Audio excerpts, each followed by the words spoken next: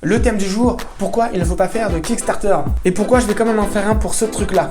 C'est parti!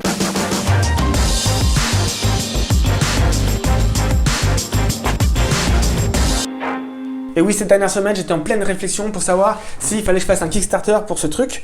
Et c'est pas si simple que ça. Donc je vais vous donner 3 points pour, 3 points contre. Et puis je vais vous expliquer un peu pourquoi et comment je vais m'y prendre avec celui-là. C'est parti pour la numéro 1. Kickstarter, c'est bien pour tester un marché. On peut avoir un produit qui n'est pas déjà fini, on fait sa page Kickstarter, on la balance et on regarde un petit peu si ça prend, si les gens sont intéressés, si les gens font des précommandes, si les gens posent des questions, voient des choses qui vont, qui ne vont pas. Ça peut donner un avis assez rapide sur un objet. S'il y a un peu de précommande, s'il y a un petit peu de buzz autour de ce projet, bien ça veut dire quand même qu'il y a des chances d'en faire quelque chose et ça permet de valider un petit peu comme ça la demande. Donc plutôt de faire des études de marché, plutôt de faire des enquêtes, etc. Eh bien, faites une page Kickstarter, regardez ce que ça donne et ça donne une petite idée. Avantage numéro 2. Kickstarter, c'est bien pour faire de la promo. Si tu as un produit mais que personne ne connaît encore, oui, tu peux mettre ça sur ta page, sur ton site indépendant, mais maintenant il faut faire venir du trafic là-dessus, ce qui n'est pas forcément évident, tu perds de rien.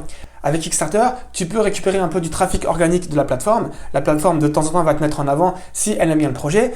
Et puis, les journaux, les blogs, etc. peuvent aussi reprendre ça. C'est assez intéressant pour créer un espèce de petit point de départ, un petit buzz qui peut parfois être difficile à obtenir de manière indépendante. D'ailleurs, si vous regardez les projets sur Kickstarter, vous verrez qu'il y a plein de projets qui n'ont même pas nécessairement besoin de la plateforme pour lever des fonds. Ils ont déjà tout, ils ont déjà le produit qui est prêt, mais ils utilisent la plateforme uniquement pour se faire de la promo, pour faire un petit buzz.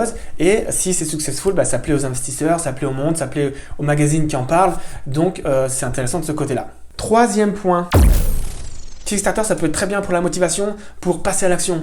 Je m'explique. Quand on crée un produit de zéro, on n'a pas vraiment de deadline pour le mettre sur le marché. Ce qui, des fois, peut être un peu problématique parce qu'on a toujours tendance à vouloir améliorer le service, on prend plus de temps et finalement, ça ne nous rend pas forcément service. Et en ce sens, Kickstarter est intéressant puisque ça peut forcer à mettre une date sur le calendrier, une deadline pour commencer le projet. Des fois, on a besoin d'un petit coup de boost pour s'activer.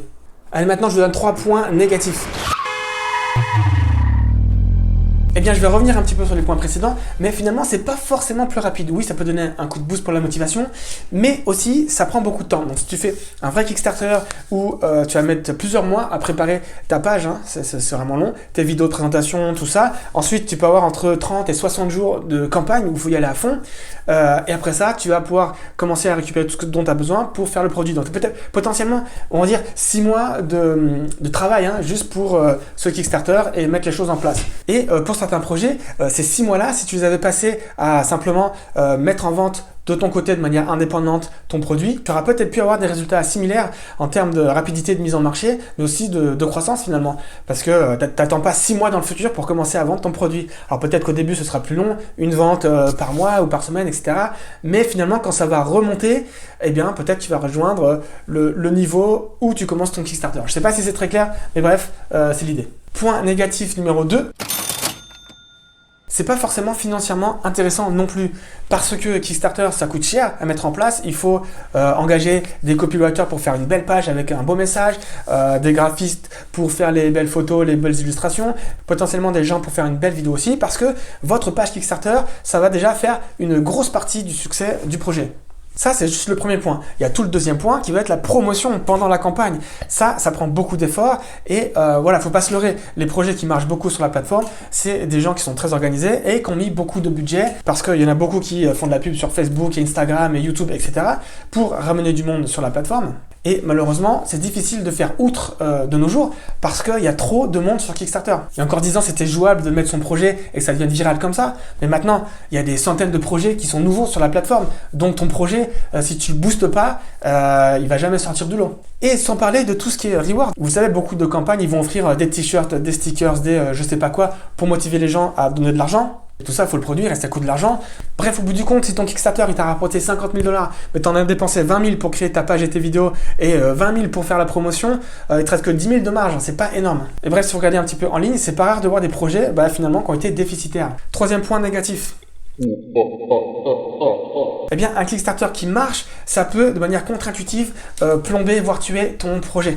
Ça paraît bizarre comme ça, mais c'est quelque chose qui arrive assez fréquemment sur la plateforme. Ce qui se passe, c'est que le projet rencontre un certain succès, il y a beaucoup de demandes, probablement plus que prévu, et les porteurs de projets qui n'ont pas forcément toute l'expérience opérationnelle de production qu'il y a derrière, peuvent vite se retrouver dans une situation assez compliquée, parce que simplement, il y a un écart énorme entre produire une petite quantité de 1000 items, par exemple, versus 50 000.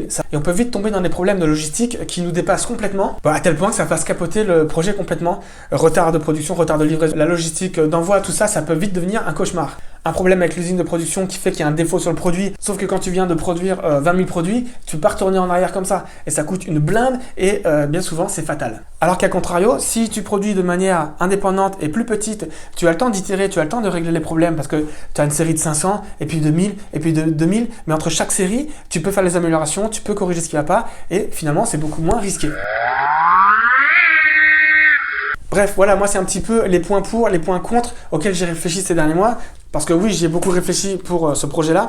Et donc, malgré les points négatifs, j'ai quand même choisi de lancer un Kickstarter. Mais il s'agira d'un Kickstarter un peu modifié, puisque peut-être vous le savez, mais tous les ans, au mois de janvier et février, Kickstarter lance une édition limitée. Limitée dans le sens où on ne produit que 100 exemplaires. Et voilà, ça permet de faire un petit Kickstarter, limiter un peu les risques. Et ce qui est bien avec ça, c'est que du coup, on fait partie d'un groupe spécial sur la plateforme et ils font un petit peu la promo de ça. Donc je vais profiter de l'occasion pour lancer ça parce que c'est prêt à 90%. C'est pas du tout la façon dans laquelle je voulais lancer le produit à l'origine. Au début, je voulais lancer ça de manière indépendante, c'est-à-dire le mettre simplement sur mon site à moi ou potentiellement faire une espèce de partenariat en démarchant des entreprises comme par exemple Shopify et leur dire qu'avec eux, je voudrais produire, j'en sais rien moi, 1000 exemplaires que je vais brander à Shopify avec leur logo, etc. Et ensuite, ils auraient pu offrir ça directement à leur meilleure boutique en ligne ou à leur meilleur développeur ou je ne sais quoi comme cadeau promotionnel. Mais finalement, c'est vrai que l'option Kickstarter limitée à 100 exemplaires, ça me plaît bien. Ça me permet de faire un premier batch de voir un petit peu la réaction des gens, s'il y a des choses à améliorer, etc. Donc voilà, très bientôt, je vais lancer ça. Ce sera sûrement dans les 2 prochaines semaines qui arrivent. Kickstarter, soyez prêts si vous êtes intéressés. Si vous voulez soutenir la chaîne ou simplement vous en voulez un pour vous ou pour quelqu'un que vous connaissez, eh bien, n'hésitez pas, ça me fera bien plaisir si vous supportez le projet. Et puis bien sûr, mon objectif avec ça aussi, c'est d'être 100% transparent et de partager tout sur YouTube, les coulisses du Kickstarter, combien ça a coûté, comment je me suis pris, combien ça a rapporté, tout ça. Voilà, c'est tout pour aujourd'hui. Je vous dis à très bientôt. Ciao!